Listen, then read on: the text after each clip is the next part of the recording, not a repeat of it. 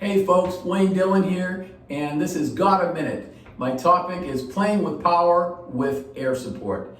There's really two main areas that are going to come up in this session today, and it's the idea of how we're going to exhale that air and how we're going to develop the embouchure strength to withstand that additional air velocity. So let's jump into it. The first thing is just taking a full relaxed breath. I like to yawn with an O kind of vowel, and that really sets me up for not playing with tension. I like to keep my throat nice and relaxed on the exhale. And I also like to keep my upper body and my rib cage in the upper position as I exhale. You can practice with a timer, see how long you can hold that note in that position with upper chest without creating tension, but just a high chest, nice steady airflow, okay? I also want to engage the core. I want to engage the abdominal muscles when I'm exhaling. Okay, and you can take a hand and just put it here and feel that on the exhale and feel that contraction of the abdominal muscles without creating tension. Once you get onto the horn, try to find that loud spot or the center of the note. And a great way to do that is through bending exercises. It'll help you find that loud spot that's really resonant. And it'll also help develop the strength in the chops, so a double benefit there for sure. Try to aim for the back of the concert hall. Try to get your sound to the back of the hall rather than just being loud in your section and not projecting.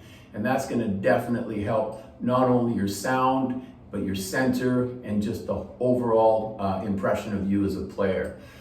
Directional air is simply that, how we move our air through the instrument in a directional manner, and it's going to really, again, help everything and how you come across as a player. Think of your aperture as a double reed on a woodwind instrument. If we clamp down on that, we're not going to get any air coming through it and consequently no sound. So the relaxation here of the aperture, especially when we blow louder or higher, is very important. And that's a misconstrued concept, I think, with a lot of players. They think everything needs to be tight and small to play higher or louder. It's the exact opposite.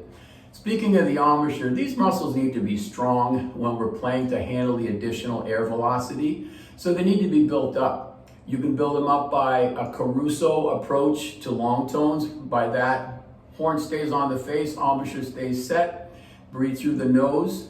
And I like to incorporate that into my opening long tones and maybe even some of the lyrical material I'll play later in the warm-up as well, or later in the practice session.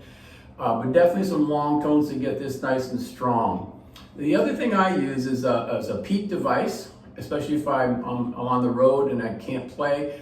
This goes right between the teeth and the lips.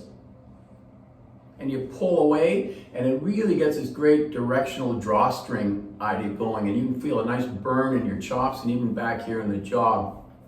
You can flip that tool around and put the small end in for a similar isometric type of exercise. This is a great tool for helping to develop the strength here, especially if you're not being able to get on the horn.